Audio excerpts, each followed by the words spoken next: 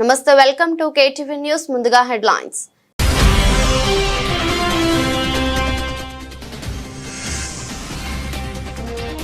నింపులు చిమ్ముకుంటూ నెంగిలోకి GSLV F-16 విజయవంతంగా కక్షలోకి NISAR.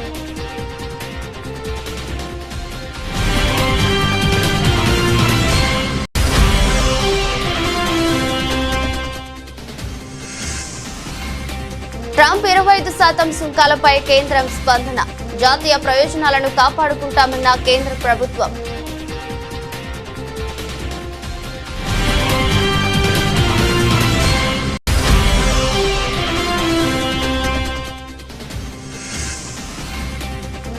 నాతో deal చేయండి, ప్రధానమంత్రి వస్తే ఇబ్బంది అవుతుంది. రాజ్యసభలో ఆపరేషన్ సింధూర్పై చర్చ సందర్భంగా అమిత్ షా ఆసక్తికర వ్యాఖ్యలు.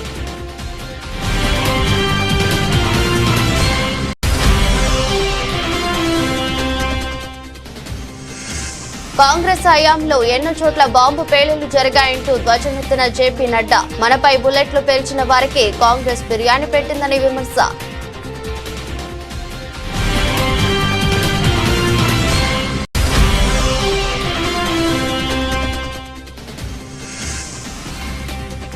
తెలంగాణలో పార్టీ మారిన ఎమ్మెల్యేల అనర్హత పిటిషన్పై సుప్రీంకోర్టు కీలక తీర్పు. ఈ వ్యవహారంలో స్పీకర్ 3 నెలల్లో నిర్ణయం తీసుకోవాలన్న సుప్రీంకోర్టు.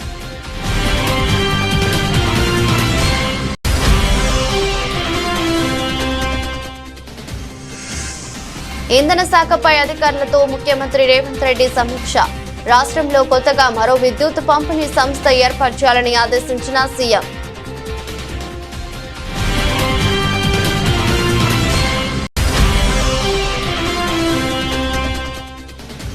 సింగపూర్ పర్యటన ముగించుకుని ఏపీకి చేరుకున్న సీఎం చంద్రబాబు.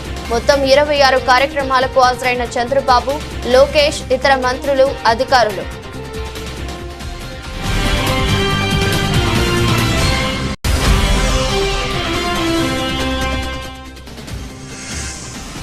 బనకచర్లకు అనుమతులు వచ్చేలా కుట్రలు చేస్తున్నారు. సీఎం రేవంత్ రెడ్డిపై మాజీ మంత్రి ఎమ్మెల్యే జగదీష్ రెడ్డి ఆరోపణలు.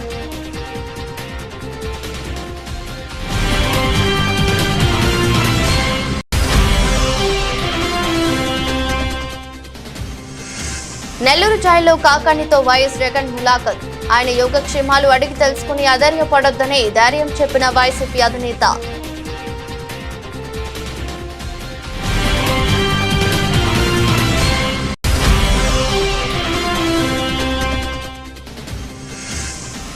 ప్రజ్ఞా ఠాగూర్ సహా 7 నిర్దోషులే. మాలేగావ్ పేలుడు కేసులో ముంబై కోర్టు సంచలన తీర్పు.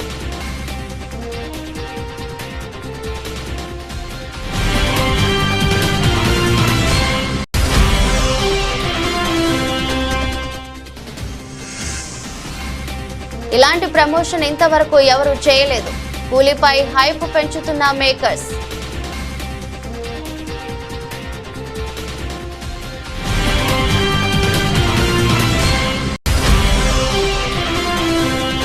పహల్గామ్ ఉగ్రదాడి రాజకీయ కారణాల నేపథ్యంలో పాకీతో మ్యాచ్ ను బాయ్కాట్ చేసిన యువరాజ్ సింగ్ సేన.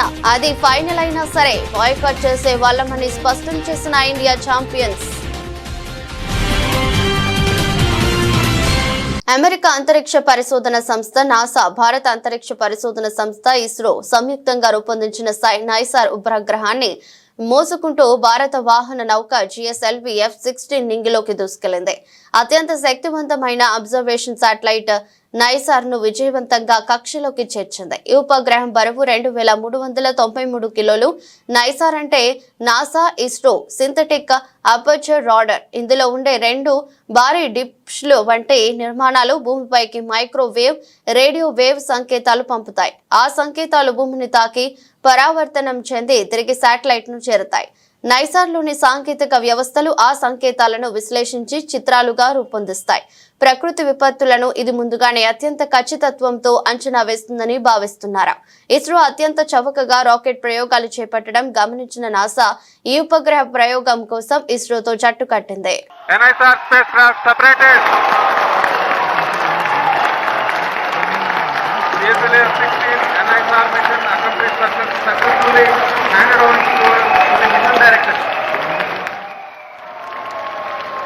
इसकी पुष्टि हो चुकी है। This is Mission Director. सफलता प्राप्त की जा चुकी है। GSLV F-16 vehicle has successfully injected the NISR satellite into its designated injection orbit. The GSLV F-16 NISR mission is successfully accomplished. History has been written today as NISR has been placed in the orbit successfully. Many hearty congratulations to ISRO, NASA and the users worldwide who will derive benefits of the Earth observation with this state-of-the-art NASA-ISRO synthetic aperture radar satellite. America అధ్యక్షుడు Donald Trump Bharat నుంచి దిగుమతి చేసుకునే వస్తువులపై 25% సుంకం విధిస్తామని ప్రకటించిన నేపథ్యంలో భారత కేంద్ర ప్రభుత్వం స్పందించింది. జాతీయ ప్రయోజనాలను రక్షించుకోవడానికి అన్ని చర్యలు తీసుకుంటామని కేంద్రం స్పష్టం చేసింది. ఈ నిర్ణయం భారత ఎగుమతులపై ప్రభావం చూపే అవకాశం ఉందని, అయినప్పటికీ దీనిని ఎదుర్కోవడానికి తగిన వ్యూహాలను రూపొందిస్తామని తెలిపింది. ట్రంప్ ప్రభుత్వం విధించిన సుంకం వల్ల భారత్ నుంచి ఉక్కు, అల్యూమినియం, ఫార్మాస్యూటికల్స్, టెక్స్టైల్స్ వంటి రంగాల ఎగుమతులు దెబ్బతినే ప్రమాదం ఉందని నిపుణులు అంచనా వేస్తున్నారు. ఈ సవాలును అధిగమించేందుకు భారత్ ఇతర వాణిజ్య భాగస్వామ్యులతో చర్చలు జరపడం, ప్రత్యామ్నాయ మార్కెట్లను అన్వేషించడం వంటి చర్యలు చేపట్టనున్నట్టు సంకేతాలు వెలువరించింది. కేంద్ర వాణిజ్య మంత్రిత్వ శాఖ అధికారులు స్పందిస్తూ మన ఆర్థిక వ్యవస్థను బలోపేతం చేయడానికి, దేశీయ పరిశ్రమలను పరిరక్షించడానికి అవసరమైన అన్ని అడుగులు వేస్తాం, అంతర్జాతీయ వాణిజ్య నిబంధనలకు అనుగుణంగా ముందుకు సాగుతామని పేర్కొన్నారు. Today we are negotiating a trade agreement. Why are we negotiating a trade agreement? Because we have national interest at heart. We have national interest at heart and we are negotiating a trade agreement that will serve our national interest. So there should be no doubt that this government is fully committed to our national interest. We have the ability to stand up to wherever we have to, on whichever issue we have to. Operation Sindoor పై రాజ్యసభలో చర్చ సందర్భంగా కేంద్ర హోంశాఖ మంత్రి అమిత్ షా ఆసక్తికర వ్యాఖ్యలు చేశారు. తనతో డీల్ చేయాలని ప్రధానమంత్రి వస్తే ఇంకా ఇబ్బంది పడతారంటూ విపక్షాలను ఉద్దేశించి వ్యాఖ్యానించారు. సభలో ప్రధానమంత్రి మాట్లాడాలని డిమాండ్ చేశాయి. పీఎం అంటూ నినాదాలు చేశాయి. అమిత్ షా స్పందిస్తూ ప్రధానమంత్రి గురించి అడిగే వారి బాధను తాను అర్థం చేసుకోగలనని, కానీ ఆయన కార్యాలయంలోనే ఉన్నారని పేర్కొన్నారు. అన్ని విషయాలపై తాను మాట్లాడి పూర్తి స్పష్టత ఇస్తున్నప్పుడు ప్రధానమంత్రి నుంచి వినాలని అనుకోవడం ఏమిటని ప్రశ్నించారు. ప్రధానమంత్రి వస్తే మీకు ఇంకా ఇబ్బంది అవుతుందని సున్నితంగా హెచ్చరించారు.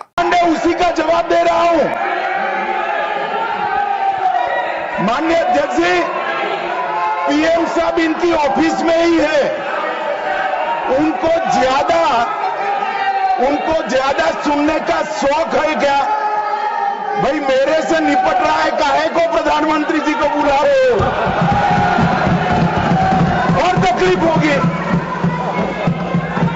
24 अप्रैल को बिहार की जनसभा में जो कहा था वो चुनावी सभा नहीं थी। इस देश के प्रधानमंत्री की जिम्मेदारी है कि देश की जनता की भावनाओं को दुनिया के सामने ढंग से रखे। मैं कोट अनकोट उनके भाषण को पढ़ता हूं। मैंने 22 अप्रैल को पहलगांव का ये हमला केवल निहत्थे पर्यटकों पर नहीं बल्कि पूरे भारत की आत्मा पर हुआ एक दुस्साहसपूर्ण प्रहार है। आतंकवाद के प्रति दृढ़ और कड़ा रुख, आतंकवादियों और इस हमले की साजिश रचने वालों की कल्पना से भी बढ़कर उनको बड़ी सजा दी जाएगी। आतंकियों के बीच बची खुची जितनी भी भूमि है उसको मिट्टी में मिलाने का समय आ गया। 140 करोड़ भारतीय इस बात के लिए एकजुट है कि आतंक के आकाओं की कमर तोड़ दी जाएगी। కాంగ్రెస్ నేతృత్వంలోని యూపీఏ పాలనలో ఢిల్లీ, వారణాసి, ముంబై వంటి నగరాలలో బాంబు పేలుళ్లు సంభవించాయని కేంద్ర మంత్రి జేపీ నడ్డా అన్నారు. రాజ్యసభలో జరుగుతున్న ఆపరేషన్ సింధూర్ పై చర్చ సందర్భంగా మాట్లాడుతూ యూపీఏ హయాంలో బాంబు పేలుళ్లు జరగని నగరమే లేదని పేర్కొన్నారు. వారి పాలనలో ఉగ్రవాదాన్ని చూసి చూడనట్లు వ్యవహరించారని ఆరోపించారు. పహల్గాం దాడి తదనంతరం ఆపరేషన్ సింధూర్ పై ప్రశ్నిస్తున్న వారు గతంలోని తమ పాలనను గుర్తుకు తెచ్చుకోవాలని కాంగ్రెస్ ను ఉద్దేశించి వ్యాఖ్యానించారు. అప్పట్లో పేలుళ్లు జరగని నగరం అంటూ ఏదీ లేదని అన్నారు. వందలాది మంది అమాయక ప్రజలు ప్రాణాలు కోల్పోయారని ఆవేదన వ్యక్తం చేశారు. అయినప్పటికీ ఉగ్రవాదాన్ని అరికట్టేందుకు వారు ఎలాంటి చర్యలు తీసుకోలేదని ఆయన విమర్శించారు. ఢిల్లీ సీరియల్ బాంబ్ బ్లాస్ట్ 29 अक्टूबर 2005 सरोजनी नगर, पहाड़गंज, गोविंदपुरी, दिल्ली करने वाले लश्कर तौयबा के कितने लोग मारे गए? 67। इंजर्ड कितने हुए? 200। और दिवाली के पहले ये बॉम्ब ब्लास्ट हुआ, ठीक दिवाली से ठीक पहले। आप समझिए, उस समय की कल्पना कीजिए और उस समय की सरकार की इनसेंसिटिविटी को समझिए। No action was taken.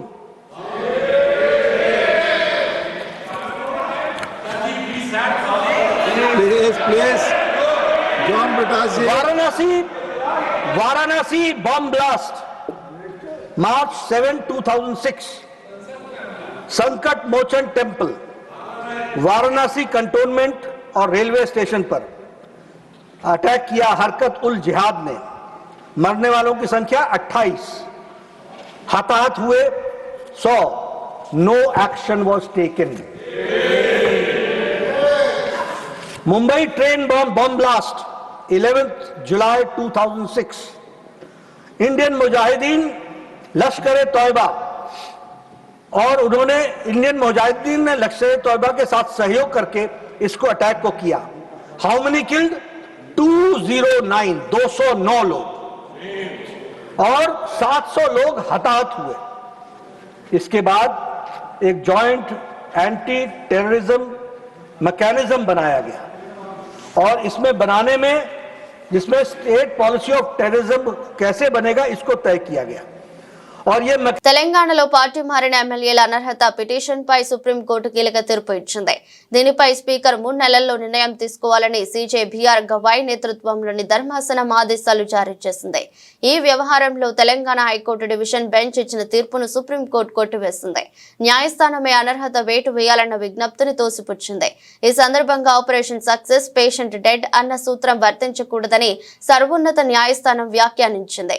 కాగా తెలంగాణలో 10 మంది ఎమ్మెల్యేలు బీఆర్ఎస్ తరపున గెలిచి కాంగ్రెస్ పార్టీలో చేరారు. ఆ ఎమ్మెల్యేలను అనర్హులుగా ప్రకటించాలని స్పీకర్ ని బీఆర్ఎస్ కోరింది. స్పీకర్ ఏ నిర్ణయం తీసుకోకుండా ఉండటంతో ఆ విషయంపై బీఆర్ఎస్ పార్టీ హైకోర్టుకు వెళ్లింది. హైకోర్టు స్పీకర్ ను 4 వారాల్లో నిర్ణయం తీసుకోవాలని చెప్పగా స్పీకర్ తనను ఆదేశించే అధికారం హైకోర్టుకు లేదన్నారు. దాంతో విషయం సుప్రీంకోర్టుకు చేరింది. ఇప్పుడు సుప్రీంకోర్టు కీలక తీర్పు ఇచ్చింది. తాము స్వయంగా వేటు వేయలేమన్న సుప్రీంకోర్టు దీనిపై 3 నెలల్లో స్పీకర్ నిర్ణయం తీసుకోవాలని ఆదేశించింది.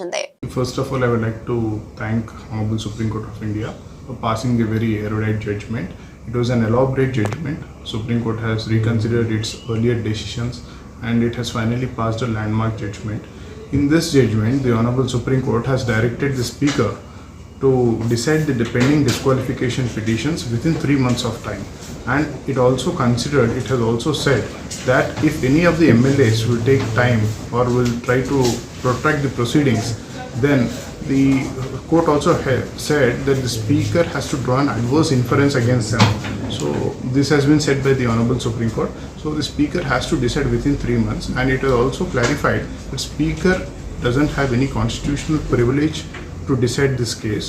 So he is as good as a tribunal. So he has to decide it within the 3 months. రాష్ట్రంలో కొత్తగా మరో విద్యుత్ పంపిణీ సంస్థ ఏర్పాటు చేయాలని ముఖ్యమంత్రి రేవంత్ రెడ్డి అధికారులను ఆదేశించారు. కొత్త డిస్కమ్ ఏర్పాటుకు గల ఆర్థిక సాధ్యాసాధ్యాలపై అధ్యయనం చేయాలన్నారు. విద్యుత్ వ్యవస్థ ప్రక్షాళనకు అవసరమైన సంస్కరణలు అమలు చేయాలని చెప్పారు. ఇందుకోసం తెలంగాణ రాష్ట్ర విద్యుత్ నియంత్రణ మండలితో సంప్రదింపులు జరపాలన్నారు. ఈ మేరకు జూబ్లీహిల్స్ లోని తన నివాసంలో సీఎం రేవంత్ రెడ్డి ఇంధన శాఖపై ఉప ముఖ్యమంత్రి బట్టి, ఆ శాఖ ముఖ్య కార్యదర్శి నవీన్ మిత్తల్, జెన్కో సిఎండి ఎస్ హరీష్, దక్షిణ డిస్కమ్ సిఎండి ముషారఫ్ అలీ, ఉత్తర discom CMD Karnati Varun Reddy, Singareni CMD Balaram, గిరిజన సంక్షేమ శాఖ కార్యదర్శి శరత్తో సమీక్ష నిర్వహించారు. వ్యవసాయానికి ఉచిత విద్యుత్, ఇళ్లకు 200 యూనిట్ల దాకా ఉచిత విద్యుత్ అందించే గృహజ్యోతి, విద్యా సంస్థలకు ఉచిత విద్యుత్తును అందించే కనెక్షన్ అన్ని కొత్తగా ఏర్పాటు చేసే డిస్కమ్ పరిధిలోకి తేవాలని సూచించారు. ప్రస్తుతం టీజీ ఎస్పీడీసీఎల్, టీజీ ఎన్పీడీసీఎల్ ఉండగా కొత్తగా మరో డిస్కం రానుంది. దీనివల్ల ప్రస్తుత డిస్కంల పనితీరు మెరుగుపడి జాతీయ స్థాయిలో పరపతి పెరుగుతుందని సీఎం అన్నారు. డిస్కంల ఆర్థిక స్థితిగతులను మెరుగుపరిచేందుకు సంస్కరణలు తప్పనిసరి అని స్పష్టం చేశారు. ఆంధ్రప్రదేశ్ కు కొత్త పెట్టుబడులు, వేలాది ఉద్యోగ అవకాశాలను తీసుకొచ్చే సంకల్పంతో సింగపూర్ లో సుడిగాలి పర్యటన చేస్తున్న ముఖ్యమంత్రి నారా చంద్రబాబు నాయుడు గత రాత్రి విజయవాడ చేరుకున్నారు. రాత్రి 11:25 గన్నవరం విమానాశ్రయంలో అడుగుపెట్టారు. రాష్ట్ర ఆర్థిక భవిష్యత్తుకు బలమైన పునాదులు వేసే దిశగా సాగిన ఈ 4 రోజుల సింగపూర్ పర్యటనలో చంద్రబాబు, మంత్రులు నారా లోకేష్, పొంగూరు నారాయణ, టీజీ భరత్, ఉన్నతాధికారుల బృందం పలు అంతర్జాతీయ సంస్థలతో కీలక చర్చలు జరిపింది. ఈ పర్యటనతో రాష్ట్రానికి గణనీయమైన పెట్టుబడులు రావటం ఖాయమని అధికార వర్గాలు ధీమా వ్యక్తం చేస్తున్నాయి. సీఎం రేవంత్ రెడ్డి, నీటిపారుదల శాఖ మంత్రి ఉత్తమ్ కుమార్ రెడ్డి తెలంగాణ ద్రోహులని మాజీ మంత్రి సూర్యాపేట ఎమ్మెల్యే జగదీష్ రెడ్డి విమర్శించారు. ఆంధ్రకు నీళ్లు ఇచ్చేందుకు కాళేశ్వరం నింపకుండా, కన్నేపల్లి పంప్ హౌస్ ప్రారంభించకుండా తెలంగాణకు ద్రోహం చేస్తున్నారని మండిపడ్డారు. తెలంగాణ రైతులు బాగుంటే ఓర్వలేని CM Revanth Reddy AP CM చంద్రబాబుకు తొత్తుగా పనిచేస్తూ బనకచెర్ల ప్రాజెక్టుకు అనుమతులు వచ్చేలా కుట్రలు చేస్తున్నారని ఆరోపించారు. కాళేశ్వరం ప్రాజెక్టును నింపడం కోసం కన్నేపల్లి పంప్ హౌస్ లో 17 మోటార్లు సిద్ధంగా ఉన్నాయని తెలిపారు. కన్నేపల్లి పంప్ హౌస్ ను ప్రారంభించకపోవడంతో 5 లక్షల క్యూసెక్ల నీళ్లు వృధాగా పోతున్నాయని అన్నారు.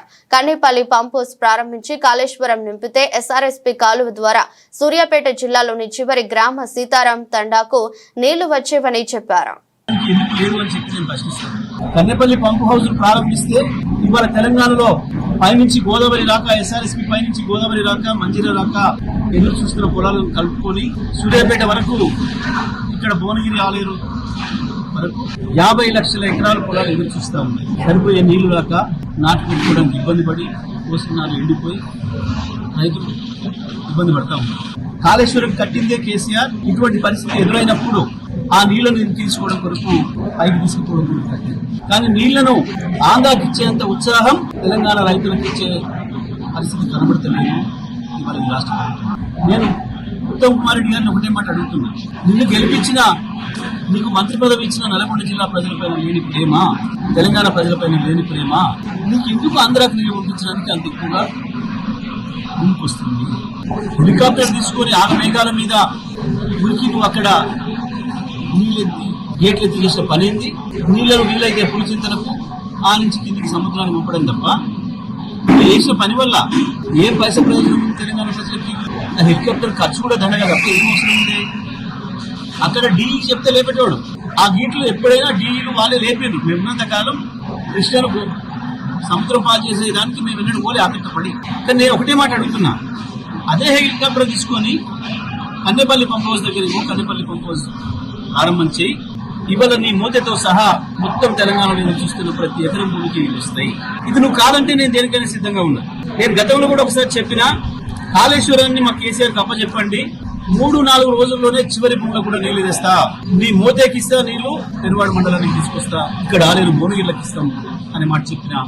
ఇప్పుడున్న పరిస్థితులలో ఎస్ఆర్ఎస్పీ కూడా ఇస్తాం. మల్లన్న సాగర్ కొండపోచమ్మతో సహా వెనుకకు తీసుకుపోయి ఎస్ఆర్ఎస్పీలో కూడా పోస్తాం. ఎస్ఆర్ఎస్పీ ప్రాంతంలో ఉన్న ప్రతి ఎకరాన్ని కూడా నీళ్ళు అందిస్తాం. అక్రమ కేసుల్లో నెల్లూరు జైల్లో ఉన్న మాజీ మంత్రి కాకాని గోవర్ధన్ రెడ్డి, వైఎస్ఆర్సీపీ అధినేత మాజీ ముఖ్యమంత్రి వైఎస్ జగన్మోహన్ రెడ్డి ములాఖత్ అయ్యారు. ఆయన యోగక్షేమాలు అడిగి తెలుసుకుని అధైర్యపడవద్దని కాకానికి ధైర్యం చెప్పారు. వైఎస్ జగన్ వెంట కాకాని కూతురు ఎంపీ గురుమూర్తి, మాజీ మంత్రి కారుమూరి వెంకట నాగేశ్వరరావు ఉన్నారు. అక్కడి నుంచి టీడీపీ గుండాల దాడి నుంచి తప్పించుకున్న మాజీ ఎమ్మెల్యే నల్లపురెడ్డి ప్రసన్న కుమార్ రెడ్డిని వైఎస్ జగన్ పరామర్శించేందుకు వెళ్లారు. ప్రసన్న కుమార్ రెడ్డి ఇంటి దగ్గర కూడా పోలీసులు ఆంక్షలు పెట్టారు. 100 మందికి మాత్రమే అనుమతి ఉంటుందని చెప్పారు. నిబంధనలు ఉల్లంఘిస్తే చర్యలు తప్పవని ఎస్పీ దామోదర్ హెచ్చరించగా, ప్రజలు ఆంక్షలు దాటుకుని స్వచ్ఛందంగా ప్రసన్న కుమార్ ఇంటి వైపు రాగా పోలీసులు లాఠీ చార్జ్ చేశారు. అడుగడుగునా డ్రోన్ కెమెరాలతో నిఘా పెట్టారు. వైఎస్ఆర్సీపీ నేతలు, కార్యకర్తల కదలికలను కూడా పర్యవేక్షిస్తున్నారు. వాహనాల డ్రైవర్లు ఆధార్ కార్డులతో పాటు వారి వివరాలు కూడా పోలీసులు సేకరించారు. వైఎస్ జగన్ పర్యటనలో పోలీసుల మితిమీరిన ఆంక్షలు కూటమి ప్రభుత్వం సృష్టిస్తున్నారని వైఎస్ఆర్ కాంగ్రెస్ పార్టీ రాష్ట్ర అధికార ప్రతినిధి మాజీ టీటీడీ చైర్మన్ భూమన కరుణాకర్ రెడ్డి మండిపడ్డారు. ఈ విషయమై ఆయన మాట్లాడుతూ ఎన్ని అడ్డంకులు సృష్టించినా వైఎస్ జగన్ పై ఉన్న ప్రజాదరణను అభిమానాన్ని అడ్డుకోలేరని స్పష్టం చేశారు. జగన్మోహన్ రెడ్డి గారి పర్యటనలో ఆయన దగ్గరికి ఎవరు రాకూడదు, ఆయనను ఎవరు చూడకూడదు, ఆయనతో కలిసి ఎవరు కూడా అనుసరించకూడదు అనేటువంటి విషయాలన్నింటి పట్ల ఆయన గారికి పూర్తి అనుకూలమైనటువంటి నిర్ణయాలు తీసుకునేటువంటి పోలీసు అధికారుల యొక్క చర్యల కారణంగా నెల్లూరు పట్టణాన్ని పూర్తిగా అష్టదిగ్బంధనం చేయటమే కాకుండా కొవ్వూరు నియోజకవర్గం నుంచి వచ్చేటువంటి పల్లె మార్గాలన్నింటినీ కూడా పూర్తిగా తమ అధీనంలోకి తెచ్చుకొని అయినా కూడా జగన్ గారి అభిమానులు వస్తారన్నటువంటి ఆలోచనతో జేసీబీలు తీసుకొని గుంతలు కొట్టేస్తున్నారు. ఈ గుంతలు కూడా ఆ రోజు చంద్రబాబు నాయుడు గారు 1999-2004 మధ్యన ఆయన పరిపాలించినటువంటి కాలంలో ఇంకుడు గుంతలు తవ్వినట్టుగా పోలీసు వాళ్ళు ఈ కోవూరు నియోజకవర్గంలో అనేక చోట్ల ఆ రహదారులలో ఎవరు కూడా రాకుండా ఇంకుడు గుంతలు లాగా ఆ జేసీబీలతో కొట్టేస్తున్నారు. ఆశ్చర్యం, ఇది ఎంత దారుణమైనటువంటి విషయం. రోడ్లను వేయాల్సినటువంటి వాళ్లే రోడ్లు లేకుండా చేయటం. ఆ మార్గంలో కేవలం రాజశేఖర రెడ్డి గారు, జగన్మోహన్ రెడ్డి గారి అభిమానులు మాత్రమే వస్తారా? మిగతా ఆ ప్రాంతాల నుంచి పట్టణానికి వచ్చేటువంటి ఎంతో మంది ప్రజలకి పూర్తి అసౌకర్యం కలిగించేటువంటి నిర్ణయం తీసుకొని దారి పొడుగున ఈ రకంగా అనేక ప్రాంతాలలో ఇంకుడు గుంతల్లాగా ఈ గుంతలు కొట్టడమే కాకుండా నెల్లూరు పట్టణంలో రహదారులు, ప్రధానమైనటువంటి రహదారులు, కాలనీలు అన్నింటి చోట్ల ముళ్ల కంచెలు వేయటం. ముళ్ల కంచెలు వేసి ఎవరు కూడా దాన్ని దాటి జగన్మోహన్ రెడ్డి గారిని చూడడానికి వచ్చేదానికి అవకాశం లేకుండా ఈ తతంగం అంతా ఈ రోజు నెల్లూరు పట్టణ పరిసర ప్రాంతాలన్నింటినీ చూస్తే చాలా మంచి హాస్య నాటకం పోలీసు వాళ్ళ చేత చంద్రబాబు గారు వేయిస్తున్నట్టు. శాసనసభలో తీర్మానం చేసిన బిల్లును పార్లమెంట్ లో ఎందుకు ఆమోదించారని కాంగ్రెస్ పార్టీ సీనియర్ నేత మాజీ ఎమ్మెల్సీ జీవన్ రెడ్డి ప్రశ్నించారు. ఈ విషయమై ఆయన గాంధీ భవన్ లో ఏర్పాటు చేసిన మీడియా సమావేశంలో మాట్లాడుతూ తమ ప్రభుత్వం అసెంబ్లీలో తీర్మానం చేసిన బిల్లును పార్లమెంట్ లో ఎందుకు ఆమోదించారో బీజేపీ సమాధానం చెప్పాలని డిమాండ్ చేశారు. కేంద్రంలో అధికారంలో ఉన్నటువంటి ఎన్డీఏ పాలకపక్షం భారతీయ జనతా పార్టీ ఏదైతుందో రాష్ట్రంలో శాసనసభలో ఎప్పుడైతే బిల్లు చర్చకు వచ్చిందో వారు దానికి అనుగుణంగా మరి బిల్లుకు ఆమోదం తెలపడం జరిగింది. మరి అదే కేంద్రానికి పోయే వరకు ఏదైతుందో ద్వంద్వ నీతి 2-4 ధోరణి అంటారు కదా. వీళ్ళ రాష్ట్రంలో ఏదైతుందో ఇక్కడ ప్రతిపాదించబడ్డటువంటి యొక్క 42% రిజర్వేషన్ కల్పనకు ఆమోదం తెలిపి కేంద్రంలో 9th షెడ్యూల్ చేర్చేటువంటి యొక్క మరి బాధ్యత నిర్వర్తించకుండా నాంచివేత ధోరణి అవలంబించటం బీజేపీ యొక్క నిజ రూపం. వాళ్ళ యొక్క బలహీన వర్గాల పట్ల ఉండేటువంటి ఒక వివక్షత మనకు కనబడుతుందని చెప్పక తప్పదని చెప్పంటున్నాం. ఇప్పుడు ఆశ్చర్యకరం ఏంటంటే మీరు ముస్లింలకు రిజర్వేషన్ కల్పిస్తున్నారు. ఇంకా ఈ 42% రిజర్వేషన్ లో ప్రత్యేకంగా కొత్తగా చేర్చిన అంశం ఏది లేదు. వీళ్ళ హిందువులలో కానీ ముస్లింలలో కానీ ఇది మతపరంగా ఏ విధమైన రిజర్వేషన్ సౌకర్యం కల్పించబడటం లేదు. వీళ్ళ హిందువులలో కానీ ముస్లింలలో కానీ గతం నుండి గుర్తింపు పొందినటువంటి యొక్క సామాజిక వెనుకబాటుతనానికి గురవుతున్నట్టు వర్గాలు మాత్రమే ఇందులో చేర్చబడ్డాయి. వైఎస్ఆర్సీపీ అధినేత మాజీ ముఖ్యమంత్రి వైఎస్ జగన్మోహన్ రెడ్డి నెల్లూరు జిల్లా పర్యటన సందర్భంగా పోలీసులు ఓవర్ యాక్షన్ చేశారు. మాజీ మంత్రి ప్రసన్న కుమార్ రెడ్డి ఇంటి వద్ద వైఎస్ఆర్సీపీ కార్యకర్తలు ప్రజలపై పోలీసులు లాఠీ చార్జ్ చేశారు. మహిళలు, వృద్ధులపైన కూడా పోలీసులు దౌర్జన్యం చేశారు. పోలీసుల తీరును నిరసిస్తూ ప్రసన్న కుమార్ రెడ్డి రోడ్డుపై బైఠాయించి ఆందోళన చేపట్టారు. పోలీసుల తీరుపై ఆయన ఆగ్రహం వ్యక్తం చేశారు. పోలీసులకు వ్యతిరేకంగా వైఎస్ఆర్సీపీ శ్రేణులు నినాదాలు చేశారు. పోలీస్ జులుం నశించాలంటూ వైఎస్ఆర్సీపీ కార్యకర్తలు ఆందోళనకు దిగారు. మా కార్యకర్తలను అన్యాయంగా కుట్టారని ప్రసన్న కుమార్ రెడ్డి ఫైర్ అయ్యారు. స్వచ్ఛందంగా ప్రజలు తరలి వస్తుంటే పోలీసులు అడ్డుకోవడం దుర్మార్గమన్నారు. జనం రాకుండా రోడ్లు తవ్వడం, బారికేడ్స్ ఏర్పాటు చేయడం సరికాదన్నారు. వైఎస్ జగన్ అభిమానులను ఎవరు ఆపలేరని ఆయన హెచ్చరించారు. మాలేగావ్ పేలుడు కేసులో ముంబైలోని ప్రత్యేక కోర్టు సంచలన తీర్పు వెలువరించింది. ఈ కేసులో నిందితులుగా అభియోగాలు ఎదుర్కొంటున్న మాజీ ఎంపీ బీజేపీ నాయకురాలు ప్రజ్ఞా సింగ్ ఠాకూర్, లెఫ్టినెంట్ కల్నల్ ప్రసాద్ పురోహిత్ సహా మొత్తం 7గురిని ఎన్ఐఏ కోర్టు నిర్దోషులుగా తేల్చింది. ఈ మేరకు గురువారం సంచలన తీర్పు వెలువరించింది. 2008 సెప్టెంబర్ 29న మహారాష్ట్రలోని నాసిక్లో గల మాలేగావ్లో మసీదుకు సమీపంలో భారీ పేలుడు సంభవించిన విషయం తెలిసిందే. ఈ పేలుడు తీవ్రతకు 6 వ్యక్తులు అక్కడికక్కడే మరణించారు. 100 మందికి పైగా గాయపడ్డారు. ఈ కేసులో తొలుత యాంటీ టెర్రర్ స్క్వాడ్ దర్యాప్తు ప్రారంభించగా ఆపై కేసు దర్యాప్తు బాధ్యతలను ఎన్ఐఏ స్వీకరించింది. ఈ కేసులో ఇప్పటి వరకు 220 మంది సాక్షులను విచారించారు. ఈ ఘటనపై 17 ఏళ్ల పాటు విచారణ జరగగా తాజాగా జస్టిస్ ఏకేలా హోటీ తీర్పును వెలువరించారు. ఇక ఈ కేసులో ప్రజ్ఞా ఠాకూర్ తో పాటు lieutenant colonel Prasad Purohit, major Ramesh Upadhyay, Sudhakar Chaturvedi, Ajay Rahirkar, Sudhakar Dhar Dwivedi alias Shankaracharya, Sameer కులకర్ణిలను నిర్దోషులుగా తేల్చింది. సూపర్ స్టార్ రజనీకాంత్ నటించిన తాజా చిత్రం కూలీ. ఇది మాఫియా నేపథ్యంలో తెరకెక్కింది. ఒక రిటైర్డ్ డాన్ తప్పనిసరి పరిస్థితుల్లో మళ్లీ మాఫియాలోకి అడుగు పెట్టాల్సి రాగా ఆ తర్వాత అతను ఏం చేశాడనేదే చిత్ర కథ. క్రేజీ డైరెక్టర్ లోకేష్ కనగరాజ్ దర్శకత్వంలో రూపొందుతున్న పాన్ ఇండియా యాక్షన్ ఎంటర్టైనర్ కూలీకి సంబంధించి ఇప్పటికే విడుదలైన గ్లింప్స్, పోస్టర్ సినిమాపై భారీ హైప్ క్రియేట్ చేశాయి. అయితే ఈ చిత్రానికి పోటీగా ఎన్టీఆర్, హృతిక్ రోషన్ నటించిన వార్ 2 చిత్రం విడుదల కానున్న నేపథ్యంలో వినూత్న ప్రమోషన్స్ కి శ్రీకారం చుట్టారు కూలీ మేకర్స్. వారు చేపట్టిన ప్రమోషన్ స్టైల్ సోషల్ మీడియాలో హాట్ టాపిక్ గా మారింది. ఇప్పుడు Amazon delivery card and box లపై కూలీ పోస్టర్లు ప్రింట్ చేయడం ద్వారా ప్రేక్షకుల దృష్టిని మరింత ఆకర్షిస్తున్నారు. ఇలాంటి ప్రమోషన్లు కొత్తగా క్రియేటివ్ గా ఉన్నాయంటూ ప్రశంసలు కురిపిస్తున్నారు. ఈ భారీ మాస్ యాక్షన్ డ్రామా ఆగస్టు 14న తెలుగు, తమిళం, హిందీ, కన్నడ భాషల్లో గ్రాండ్ గా విడుదల కానుంది. రజనీ ఫ్యాన్స్ కి ఇది మరో పండగే. కబాలి, కాలా, జైలర్ తరహాలోనే ఈ చిత్రం కూడా రజనీ మేనియా రిపీట్ చేస్తుందని అభిమానులు నమ్ముతున్నారు. ఇంగ్లాండ్ వేదికగా జరుగుతున్న వరల్డ్ ఛాంపియన్షిప్ ఆఫ్ లెజెండ్స్ లో చిరకాల ప్రత్యర్థులు భారత్, పాకిస్తాన్ మధ్య గురువారం బర్మింగ్హామ్ లో జరగాల్సిన సెమీస్ మ్యాచ్ రద్దయింది. పహల్గామ్ ఉగ్రదాడి, రాజకీయ కారణాల నేపథ్యంలో ఇదివరకే లీగ్ దశలో దాయాదితో మ్యాచ్ ను బాయ్కాట్ చేసిన యువరాజ్ సింగ్ సేన కీలకమైన సెమీస్ లోనే అదే నిర్ణయాన్ని కట్టుబడి ఉంది. దీంతో టోర్నీ నుంచి భారత్ వైదొలగగా పాక్ నేరుగా ఫైనల్స్ కు అర్హత సాధించింది. ఈ క్రమంలో తాము ఒకవేళ టైటిల్ పోరుకు అర్హత సాధించి అక్కడ పాక్ ప్రత్యర్థిగా వచ్చినా ఇదే నిర్ణయం తీసుకునే వాళ్ళమని ఇండియా ఛాంపియన్స్ ఆటగాళ్లు వెల్లడించారు. మేం పాక్ తో ఆడటం లేదు. మాకు ఎప్పుడైనా సరే దేశం ముఖ్యం. దేశం కోసం ఇలాంటి నిర్ణయాలు తీసుకోవడానికి సంకోచించాం. భారత జట్టు సభ్యులుగా మేం ఎప్పుడూ గర్వపడుతూనే ఉంటాం. ఎలాంటి పరిస్థితుల్లోనూ మా దేశాన్ని ఎప్పటికీ నిరాశపరచం. మేము సెమీఫైనల్ కు చేరుకున్న తర్వాత మ్యాచ్ ను రద్దు చేసుకున్నాం. ఒకవేళ ఫైనల్ కు చేరి అక్కడ పాకిస్తాన్ ప్రత్యర్థిగా ఎదురైనా సరే ఇదే నిర్ణయం తీసుకునే వాళ్ళం.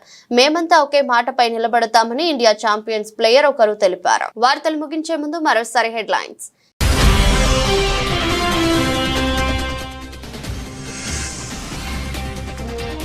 నింపులు చిమ్ముకుంటూ నెంగిలోకి జిఎస్ఎల్వి, F-16 విజయవంతంగా కక్షలోకి నైసార్.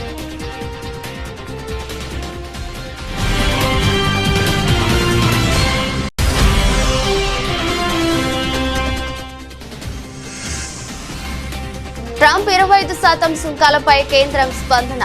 జాతీయ ప్రయోజనాలను కాపాడుకుంటామన్న కేంద్ర ప్రభుత్వం.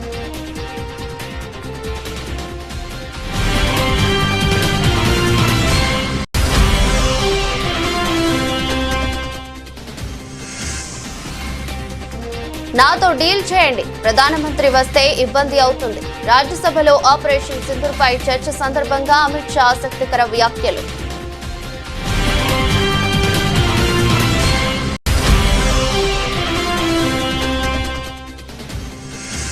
కాంగ్రెస్ హయాంలో ఎన్నో చోట్ల బాంబు పేలుళ్లు జరిగాయంటూ ధ్వజమెత్తిన జేపీ నడ్డా. మనపై బుల్లెట్లు పేల్చిన వారికి కాంగ్రెస్ బిర్యానీ పెట్టిందని విమర్శ.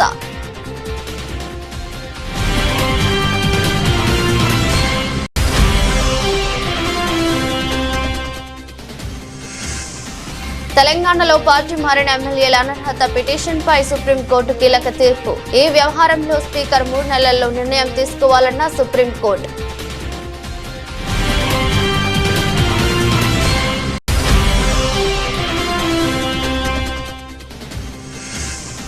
ఇంధన శాఖపై అధికారులతో ముఖ్యమంత్రి రేవంత్ రెడ్డి సమీక్ష.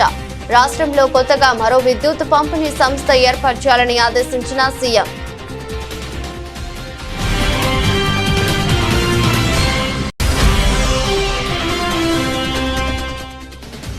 సింగపూర్ పర్యటన ముగించుకుని ఏపీకి చేరుకున్న సీఎం చంద్రబాబు. మొత్తం 26 కార్యక్రమాలకు హాజరైన చంద్రబాబు, లోకేష్, ఇతర మంత్రులు, అధికారులు.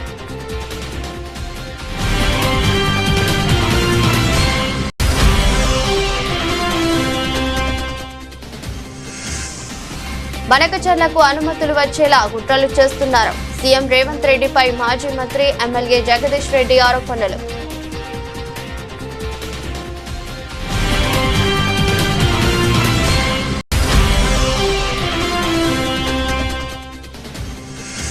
నెల్లూరు జైల్లో కాకాణితో వైఎస్ జగన్ ములాఖత్.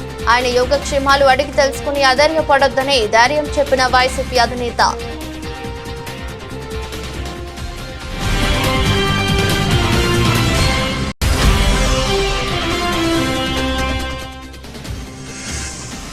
ప్రజ్ఞా ఠాగూర్ సహా 7 నిర్దోషులే. మాలేగావ్ పేలుడు కేసులో ముంబై కోర్టు సంచలన తీర్పు.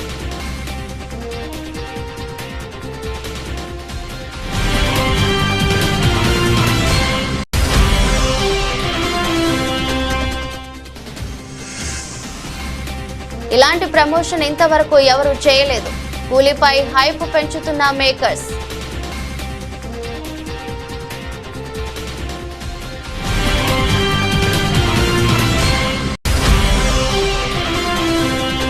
పహల్గామ్ ఉగ్రదాడి రాజకీయ కారణాల నేపథ్యంలో పాకీతో మ్యాచ్ ను బాయ్కాట్ చేసిన యువరాజ్ సింగ్ సేన అది ఫైనల్ అయినా సరే బాయ్కాట్ చేసే వాళ్ళమని స్పష్టం చేసిన ఇండియా ఛాంపియన్స్. ఇదరస్ట్ బులెటిన్ మరో బులెటిన్ లో మళ్ళీ కలుద్దాం. అంతవరకు సెలవు, నమస్కారం.